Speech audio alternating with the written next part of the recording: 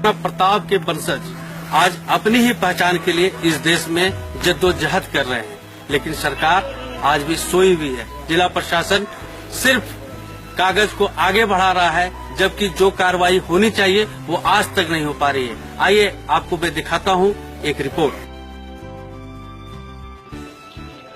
क्या यह देश हमारा है? आजादी के 7 दशकों के बाद भी नहीं मिली पहचान।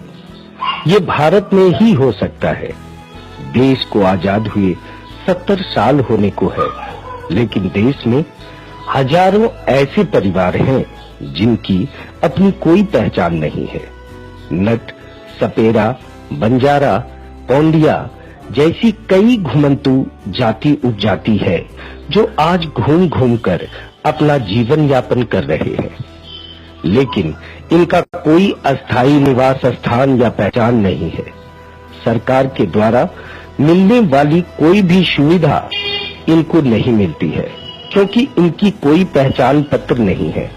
बच्चे भीख मांगते हैं क्योंकि स्कूल में इनका नाम नहीं लिखा जाता है। जन वितरण प्रणाली इनको अनाज नहीं देती है क्योंकि इनके पास राशन कार्ड नहीं होता है। सरकार के द्वारा इंदिरा आवास योजना की लाभ इनको नहीं मिल पाता क्योंकि इनके पास खुद की जमीन नहीं होती है। आज इनके लिए कोई राजनीतिक दल या नेता लड़ने को नहीं आते हैं क्योंकि इनके पास मताधिकार नहीं है। सरकार के पास कोई आयोग या समिति गठित नहीं है जो इनके विकास के लिए आगे आए। आजादी के 70 साल के बाद भी आज भी भारत में अपनी पहचान बनाने के लिए ये लोग आज भी संघर्ष कर रहे हैं। सरकार और आम जनप्रतिनिधि को इसकी कोई सुधि नहीं है, कारण ये इनके वोटर नहीं है, इनकी कोई पहचान नहीं है। ऐसे में ये तुलना कर पाना बहुत मुश्किल हो जाता है कि आज के समय में इंसान कौन है और जानवर कौन है। इनकी जिंदगी जानवर से भी ज्यादा बदतर हो चुकी है। सच्चाई ये है कि इनकी आर्थिक, सामाजिक और राजनीतिक स्थिति आदिवासी, पहाड़िया और महादलित से भी बदतर है। इनके रहन सहन के स्तर को देखकर ये समझना मुश्किल है कि आखिर ये मनुष्य के रूप में जानवर हैं या जानवरों ने मनुष्य का खाल ओढ़ लिया है। बच्चे हो या बड़े, सभी पक्षियों का शिकार करते हैं और भीख मांगते हैं। इनकी पहचान और हक के लिए आवाज बुलंद करने वाली संस्था इंडियन कैरेक्टर ट्रस्ट के सचिव सुभाष झा 2009 में उपायुक्त गोड्डा एवं राष्ट्रीय मानवाधिकार आयोग को पत्र लिखकर इनकी पहचान सुनिश्चित कराने के लिए आग्रह किया। साफ सुथरा रहने के लिए या आपस में झंझट झगड़ा नहीं करने के लिए स्वास्थ्य सेवा के संबंध में जानकारी देता हूं। जो हमसे संभव होता है हम उसको जानकारी दे रहे हैं। वो लोग उसके बच्चे पढ़ने के लिए भी तैयार हैं, उसकी औरतें काम करके खाने के लिए भी तैयार है, पुरुष वर्ग भी तैयार है। और इसका एक मूल कारण है कि इस देश में उसे मतदान का अधिकार नहीं है। मतदान का अधिकार नहीं रहने के कारण किसी राजनीतिक पार्टी को इसकी कोई आवश्यकता नहीं है और इसके वजह से यह मनुष्य और जानवर के बीच में लटक करके रह गया है। जब तक कि उसको स्थायित्व नहीं किया जाता है, बसाया नहीं जाएगा स्थायी रूप से, मताधिकार नहीं हो जाएगा, तो किसी राजनीतिक पार्टी को इसकी सुधि नहीं होगी। अधिकार आयोग को लिखा, राष्ट्रीय मानवाधिकार आयोग ने गृह मंत्रालय, भारत सरकार और राज्य सरकार को सख्त किया। तो राज्य सरकार ने फिर उपायुक्त गोड्डा को दिया 9 में ही, और तब से लेकर के अब तक बार बार जब भी हम मिलने के लिए जाते हैं तो उपायुक्त महोदय एक रिमाइंडर ब्लॉक प्रखंड को भेज देते हैं कि और वो बताते हैं कि इसके लिए जो है हमारे पास उसका कोई उपलब्ध है, लेकिन प्रतिलिपि जो है वो प्रतिवेदन प्राप्त हुआ है और उसकी प्रतिलिपि मेरे पास भी है। गोड्डा प्रखंड, पथरगामा प्रखंड और महागामा अंचल ने प्रतिवेदन एक प्रति हमें भी दी है और हम यह जानते हैं कि प्रतिवेदन प्राप्त हुआ। यहाँ से प्रतिवेदन भेजा जाने वाला भी था 2010 में, बावजूद वह आज तक नहीं भेजा गया और उसका कोई विकास आज तक नहीं हो पाया है। उसका बच्चा आज भी भीख मांग रहा है, उसकी औरतें आज भी जाकर भीख मांग रही है। पुरुष वर्ग जो है वह चिड़िया मार कर शिकार करके लाता है और वो पका के भोजन करता है। जमीन और आसमान के नीचे आज भी वह जी रहा है।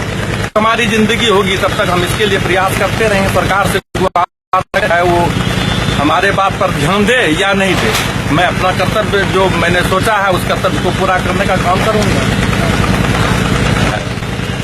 पूरे झारखंड में कितने परिवार होंगे? झारखंड में तो हजारों होगा। जब एक जिला में 100 परिवार है तो प्रत्येक जिला में होगा, थोड़ा सा कम या बेसी हो सकता है।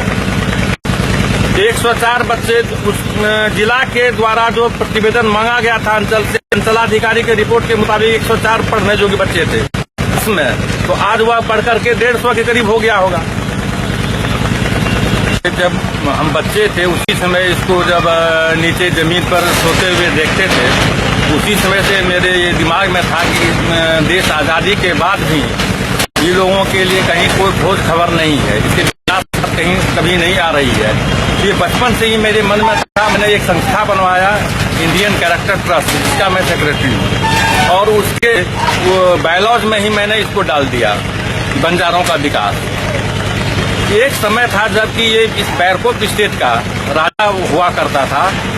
अंग्रेज के जमाने में इसको खदेड़ा गया। खदेड़ने के बाद जब ये लोग भाग कर गांव घर में छिपने लगे, उसी वक्त से ये लोग घूमते आ रहे हैं और आज तक सरकार ने जो है इसके संबंध में कभी भी आंख खोलने का काम नहीं किया। जिला केंद्र के लिए संभवतः यह पहला मामला था कि कोई इन घुमंतु परिवार की अस्थायित्व की बात कर रहा था।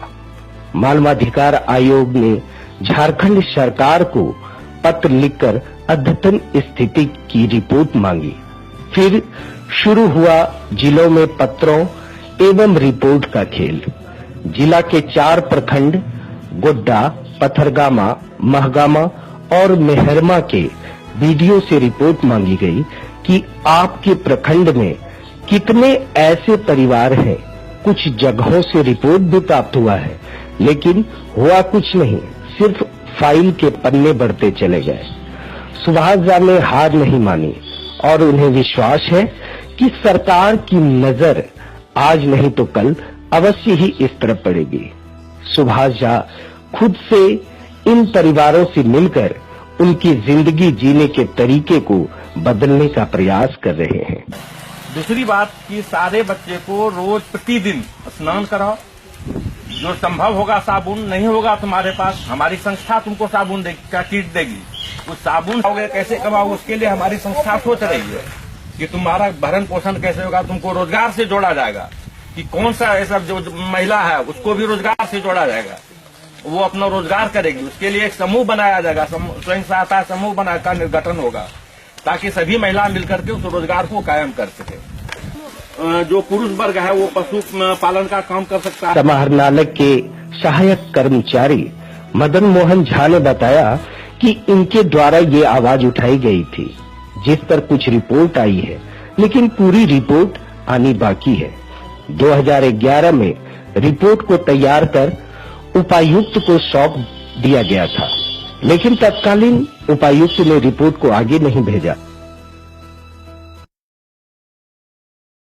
रिपोर्ट एक बार बीच में आई थी, लेकिन उतना संतोषजनक नहीं, विस्तृत प्रतिवेदन के लिए भेजा गया। पहला दृष्टांत है भूमक्कड़ जाति का मामला है। पहला ये ऐसा है कि उसको बसाने के बारे में ये इंडियन ट्रस्ट वाले जो हैं ये उसको बसाना चाहते हैं, उसका आधारभूत संरचना चाहते हैं, उसका बसाने के लिए बहुत बड़ा प्लान बनेगा, मतलब सरकार स्तर से, फिर उसको जमीन मुहैया कराया जाएगा, बिल्डिंग बनाया जाएगा। ये सब सरकार स्तर का मामला है, ऊपर का डिसीजन होगा। जिला स्तर पर सिर्फ रिपोर्ट या रिकमेंड करेंगे डीसी साहब, तो वो मामला लटका हुआ है। विस्तृत रिपोर्ट नहीं आ पा रहा है, इसलिए हम लोग नहीं भेज पा रहे हैं। पहला दृष्टांत लेके ऐसा वहाँ लगते हैं नीचे अधिकारी लोग के स्तर पर है। ऐसा जिले में पहला बार घुमक्कड़ जाति को ये ट्रस्ट जो चाहते हैं, इंडियन कैरेक्टर ट्रस्ट बसाना चाहते हैं, इसी के लिए प्रयत्नशील है। ये तो सक्षम पदाधिकारी से बात करने का, फिर भी हम आपको बता दें कि घुमक्कड़ बंजारा जाति के लिए ये इंडियन कैरेक्टर ट्रस्ट के सेक्रेटरी राष्ट्रीय मानवाधिकार आयोग को लिखे थे पत्र। वहां से गृह विभाग के माध्यम से जांच में आया था और सीओ गोड्डा, बीडीओ पथरगामा, महगामा, मेहरमा, इनके द्वारा जांच कराई गई थी।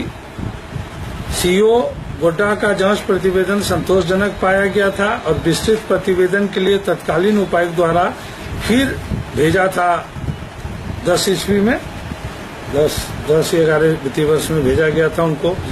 वहां के बाद हम लोग कई रिमाइंडर भी दिए हैं पथरगामा बीडीओ, मागामा बीडीओ साहब को, मेहरमा बीडीओ साहब को कई रिमाइंडर भी दिए हैं। प्रतिवेदन विस्तृत प्रतिवेदन प्राप्त नहीं हुआ, आंशिक प्रतिवेदन पहले से प्राप्त हुआ था जिस पर उपायुक्त महोदय संतुष्ट नहीं हुए थे। और ये घुमक्कड़ जाति के लोग हैं, पहला दृष्टांत है जिले का। प्रतिवेदन अगर वहां से प्राप्त हो जाता है तो फिर हम लोग सरकार को भेजेंगे। काश देश के लिए बलिदान देने वाले परिवार की सुधि सरकार लेती। बांग्लादेशी आकर भारत में अपनी पहचान कायम कर रहे हैं, लेकिन इनकी किस्मत तो उन आवारा जानवरों की तरह है जिनकी जिंदगी और मौत से किसी को सरोकार नहीं है। मैं हूं गोड्डा से, मेरे तकनीकी सहयोगी अभिजीत तन्मय, अजीत सिंह, राघव मिश्रा के साथ मैं मनीष सिंह।